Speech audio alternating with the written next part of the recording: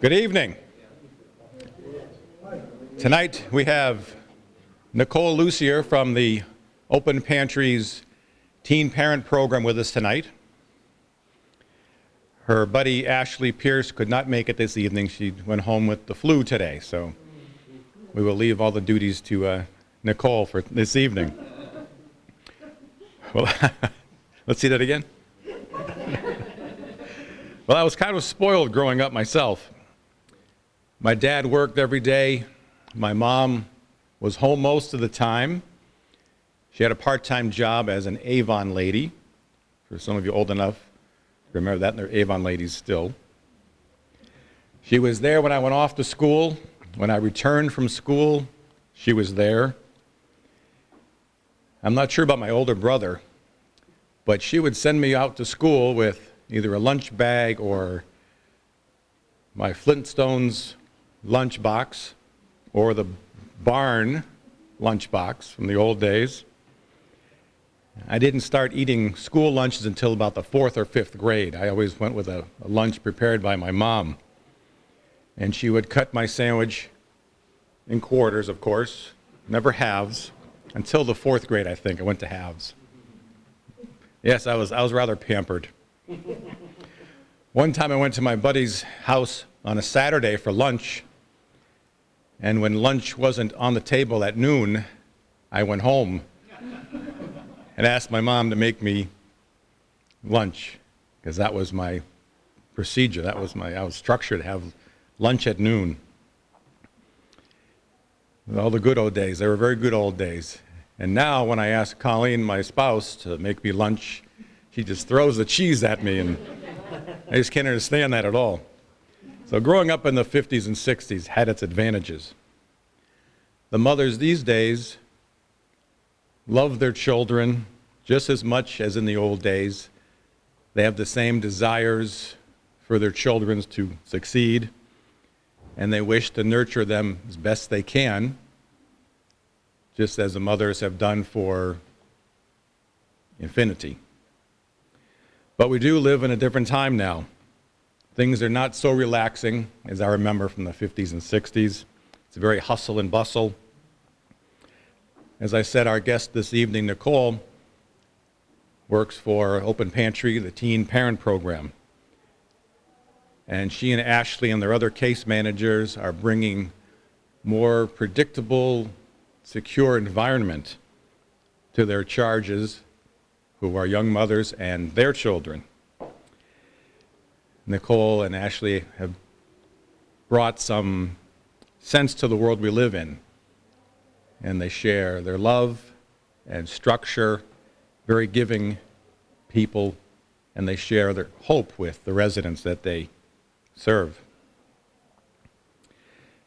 Nicole received her bachelor's degree in social work from Regis College in 1994, and her master's degree in social work from Springfield College in 2000.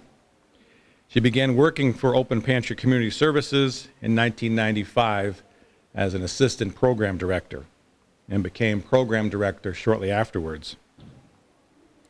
She states that she tremendously enjoys her work and also the impact that it has on the families that they all assist over there. It's very rewarding work.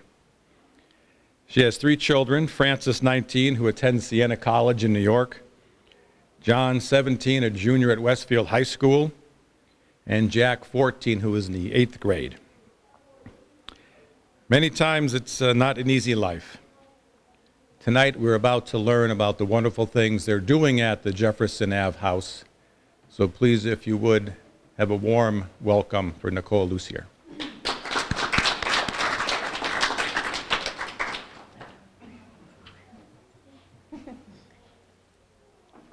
Thank you. Hope you can see me. I'm so short. Thank you so much. How you talk about your mother is how I was brought up as well. I went to school every day with my little lunch in my hand, and I came home from school with the homemade cookies on the table and my milk or my juice ready. And so when the teen moms come into the program, I tell my staff, everyone who walks in that door, we have to treat them as though they are our children, our sisters, our mothers, whoever is special to you in your life. We want them to be treated the same way that we would want to be treated.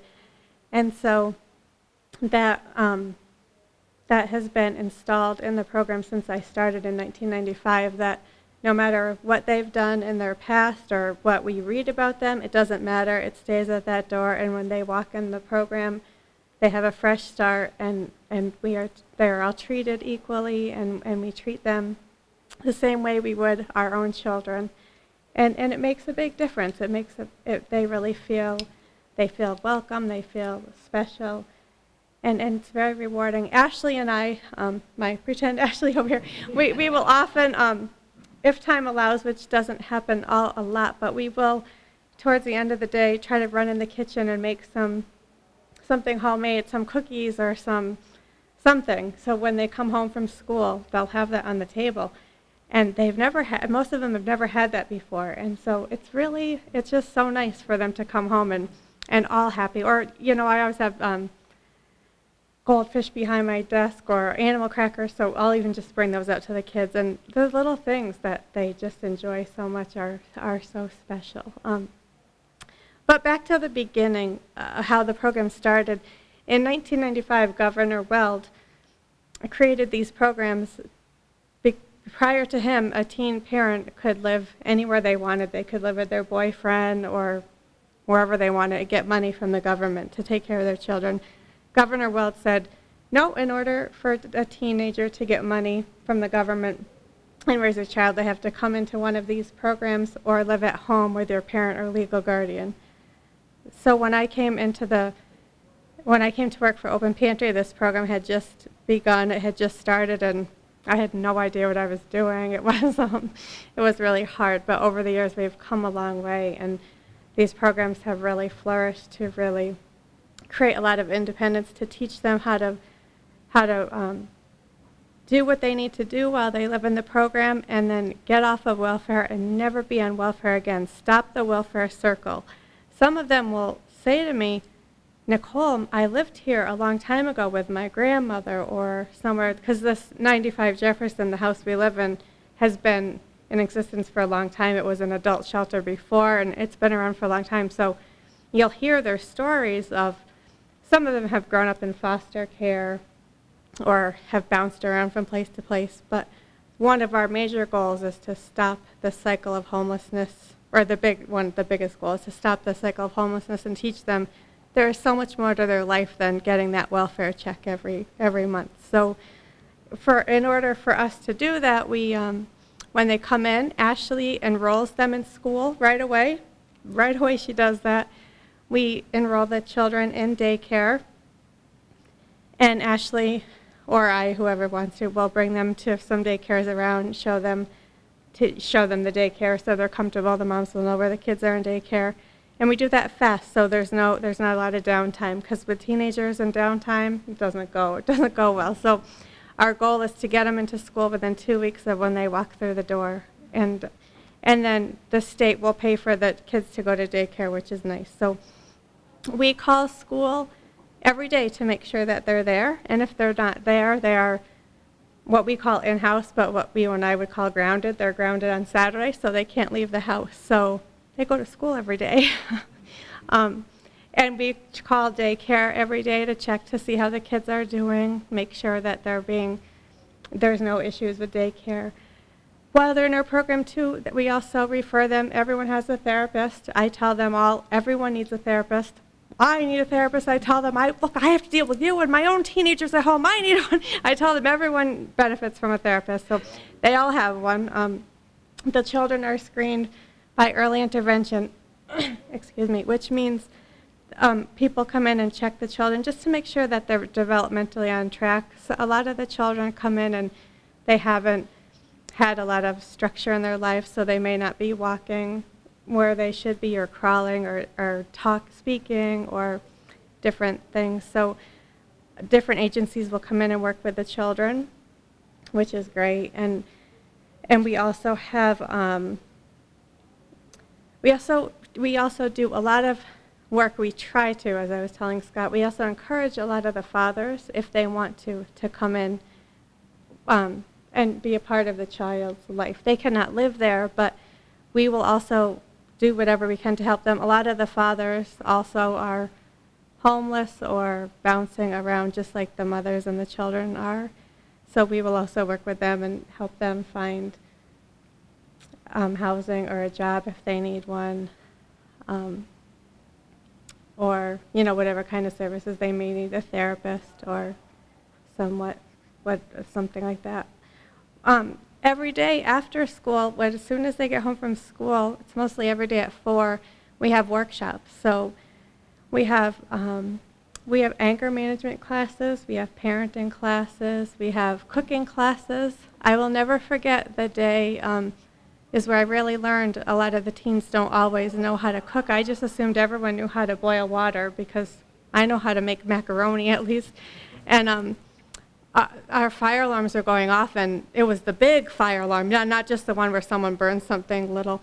And everyone had to run outside, and when the fire marshal came outside, he said, "Nicole, someone put Tupperware on the stove to boil the water." So after that, we've learned, okay, so in our intake, we need to find out how much do you really know how to cook. So our assessments, a lot of our paperwork has changed over the years by learning from fault. So that stove, went out went out to the garbage. But they all come in different stages. Some have no idea how to cook, and then some cook us gourmet meals, and I'm going home learning how to eat from them, which is wonderful. So we have the cooking classes. We do a lot of parenting classes, and we have budgeting classes. And the great thing is we try to teach as few as possible because we wear so many different hats. They don't want us to lecture from them, so we have a lot of community members come in and teach them, which is great because they like different people coming in. So we get people to come in and help work with them and help us out to teach them. And we also have a wonderful group called Play Pals. It's through Horizons for Homeless Children, if you've heard about them. But adults come in and play with the kids every day, Monday through Friday, for 2 hours. Upstairs, we have a beautiful playroom. And then, so the moms will either be downstairs in a group, or they can just take a shower, or they can be a teenager for 2 hours and watch a show, or, just not have to watch your child for 2 hours, which is nice. They don't have that freedom like probably all of us in this room did, where after school you could go to the park and play baseball or kickball or be on the soccer team. For me, for my brothers and my sister and I, we were in sports our whole life, and high school and college, and these girls don't have that chance. So the little things that they get that help them, just a little bit of time away from their kids are great. And what I always tell people is, too, that one of the greatest things about the program that Governor Weld instilled is that part of them learning how to be self-sufficient is that we take 30% of their income that the government gives them to be a mother. We collect 30% of that, which is called program fees. They call it rent, but we're not a landlord, but they call it program fees. And so it teaches them that in life, nothing is for free. So you have to live. You have to pay every month. You pay us so you can live here. And it's teaching you that when you leave, no matter if you go into your own house or an apartment or wherever, you're going to have to pay someone where you live. So almost everything we do in the program, it's teaching them when you leave us, you have to learn to become independent, because once again, we never want them to be on welfare again. We want them to stop that welfare cycle and just get off of it.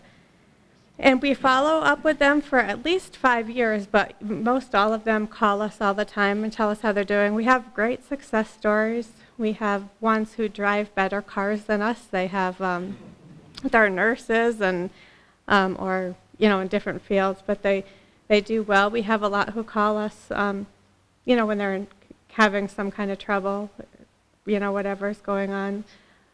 But we have, great success stories. And we love following up with them, hearing how they're doing. what's going on. I think I didn't tell you the age group of the girls. We have eight teenage mothers in the program, and they can range anywhere from 13 to 19 years old. And we have had 13-year-olds, which is not ideal, but the majority are 17 or 18 years old. The children we have right now are from 3 months old is the youngest to a 3-year-old girl. Right now, they came in this way, but we have a mom with 3 kids and 2 that have 2 kids, and the rest have 1. We are monitored by the state if anyone gets pregnant while they're in our program, and knock on wood, since I've been there have only been 3 that have gotten pregnant while they've been with us. So we do a lot of work with that topic. Obviously, we can't force anyone to not get pregnant again, but we do a lot of work on sex ed classes and contraception and everything. And even just a huge piece of it is budgeting and when is the right time again in your life to have another child and pieces like that. And we treat them, a lot of them came from really rough backgrounds. And like I said before, when you read their stories, most of them didn't have a mother and a father. They bounced around from foster home to foster home, and so they get really close to us, and they do consider us almost like the mother figure. And in Spanish, if any of you know Spanish, abuela means grandmother. So there was a little girl, last year she was 2, and or I think it was 2 years ago, but she kept calling me abuela. And I'm like, no, Titi, because Titi means aunt. And I was fighting with her all the time because I was like, I don't want to be Abuela.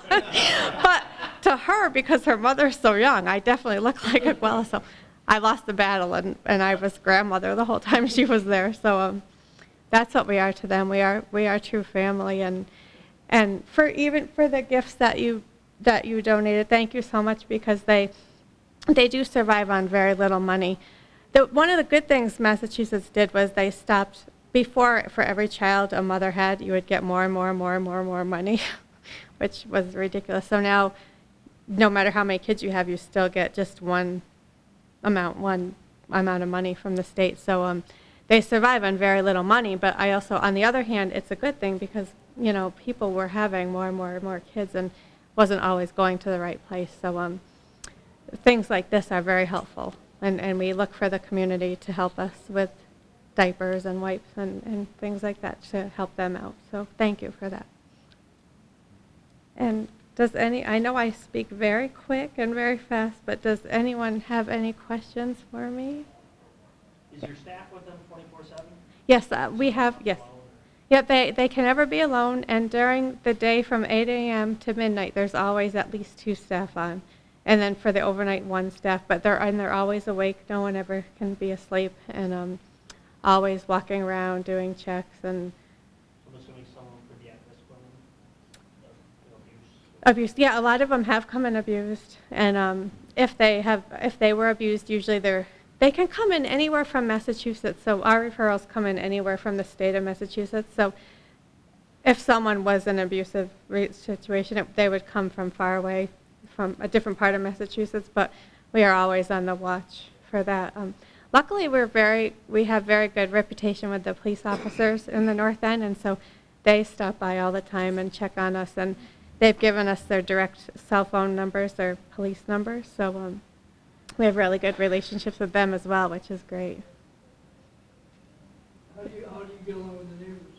The neighbors treat us wonderful. They know who we are, and a lot of times they'll shovel our sidewalk for us so we can get out sometimes, and they know who we are. We've never had, a lot of people will say to me, will you walk to the store right down the street? And because I grew up in Northampton, and I lived a very sheltered life, very sheltered, and I would walk down the street without blinking an eye. The neighborhood is very nice. I think Springfield gets a really bad reputation. The whole Springfield in general does, but there's just very, there are some bad sections of it, but our neighborhood is wonderful, and they treat us great. Is there like a maximum time they can stay there, and they have to graduate through the program, or they have to leave?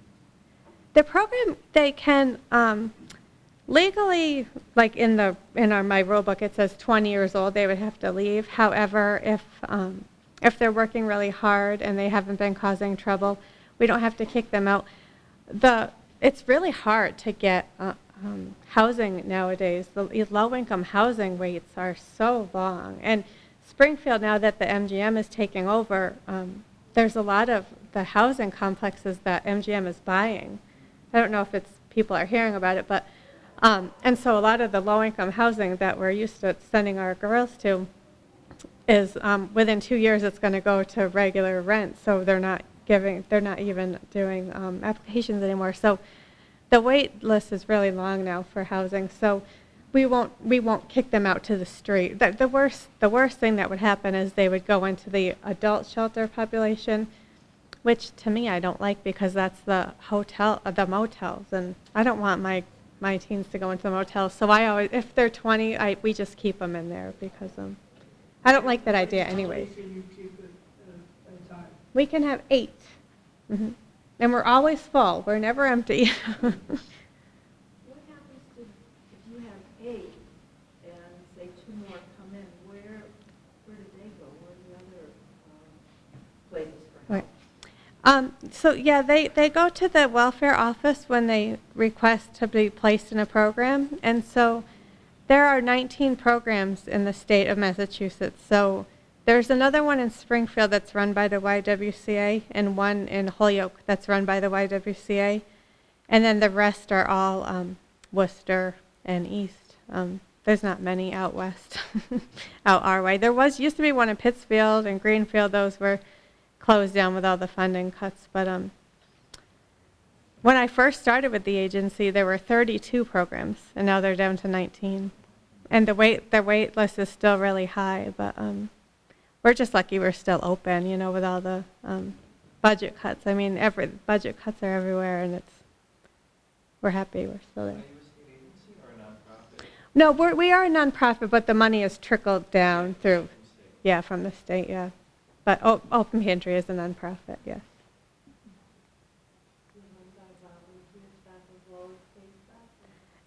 All my staff are paid, but we rely a lot on volunteers. We have people come in and play with the children while the moms are in workshops, or a lot of helping them with homework. Some of them, a lot of them have like a 3rd grade education, and they're 15 or 16, and they've been passed along. They've been passed through the grades, but they can't, read or write or do anything. We ask them for their signature, and they can barely write their name. So it's really sad, because when I think about it, growing up in Northampton, I would have never passed, but they didn't have anyone to sit down and do homework with them. No one ever sat down and said, all right, now it's homework time.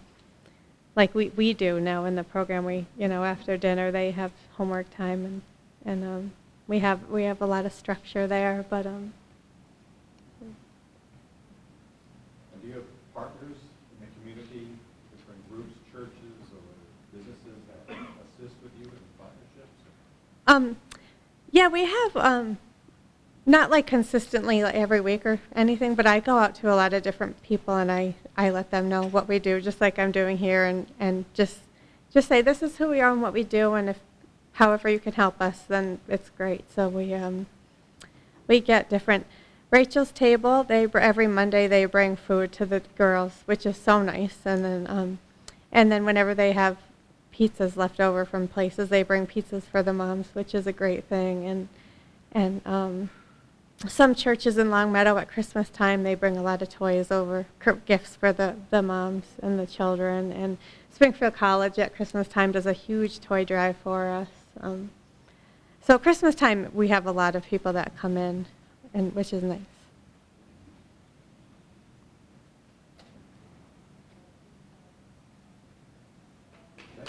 Thank you. We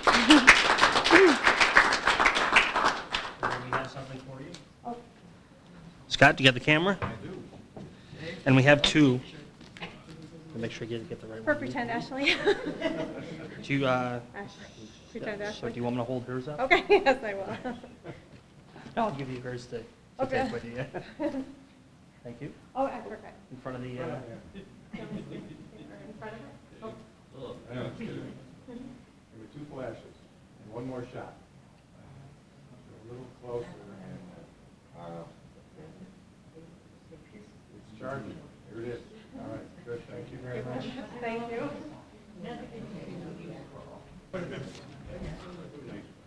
Well, thank you for informing us. It's a wonderful organization.